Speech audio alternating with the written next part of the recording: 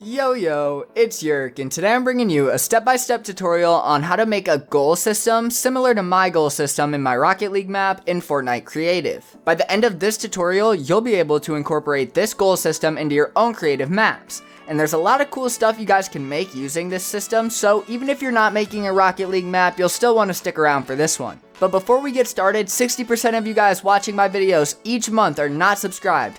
So if this video helps you at any point, do me a favor and make sure you hit that subscribe button. You don't have to hit the bell, but if you want to, go ahead. Do whatever you want to do and all that stuff. But now let's get into this tutorial.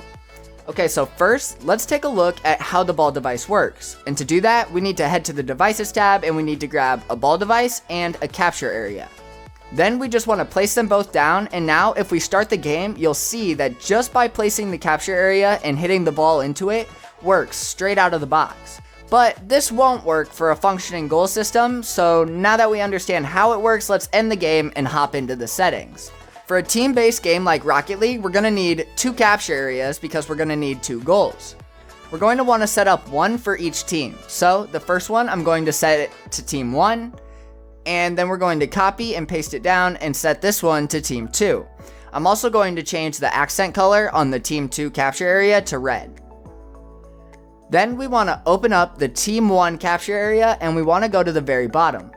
We're going to set when area is scored, transmit on channel 100, then click OK and set the team 2 capture area to when area is scored, transmit on channel 99. I like to use channel 100 and channel 99 for team scoring so it's not interfering with any of my other mechanics that I've set up. But you can use any 2 channels for this, it doesn't matter. Just make sure that you use those channels whenever you see me use 100 or 99. Now we're going to copy both of our capture areas and we're going to head into our arena. Place them down in the middle of the field and then open up your creative menu and head to the devices tab because now it's time to grab some player spawns. Place down the spawn pads wherever you want your players to start and look back at your capture areas. And whatever team is set up to that capture area is the team that we want to set this spawn to. So the closest capture area to me is red, which is team 2. So I'll set this spawn pad to team 2 and then do the same thing on the other side for team 1.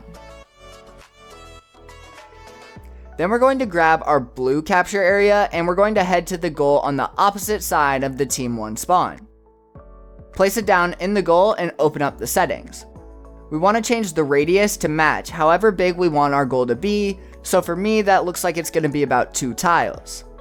Just make sure that the circle covers the area that you want the goal to be.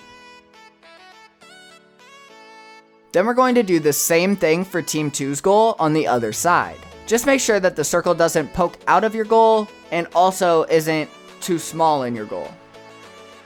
And next we need to head to our My Island settings and head to the UI tab. We want to find the HUD info type setting and we want to set this to score. Then we're going to set the scoreboard tiebreaker 1 to score as well.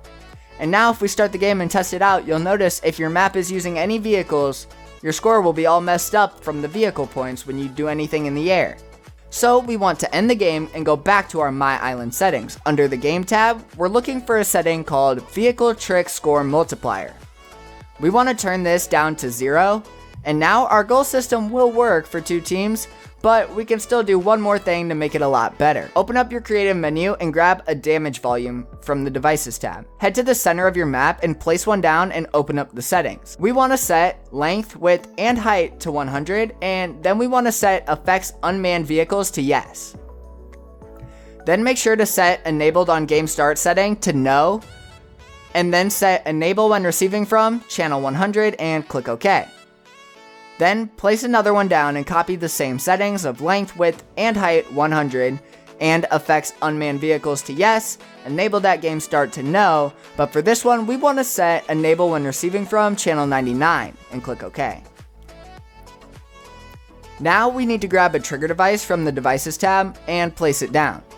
We're going to open up the settings and we want to set a 1-second delay. And then we're going to scroll clear to the bottom and we want to set this trigger to trigger when receiving from channel 100 and when triggered transmit on channel 98. Then copy and paste this trigger down again and change the trigger when receiving from channel to 99 and click OK. But now we need to set the damage volumes to disable when receiving from channel 98 for both devices. Scroll all the way down and set disable when receiving from channel 98. Then repeat this for the other one. Now we just need to move these triggers underneath the map or just somewhere out of the way. This way, when a goal is scored, everyone will be killed and so will their vehicles, and the players will all respawn for the next kickoff. If you guys are building an awesome game that's using goals, be sure to check out my other videos on how to create the other mechanics I used in my map by clicking the links on screen now. I'll see you guys in that video, but thank you all so much for watching, and as always, stay up.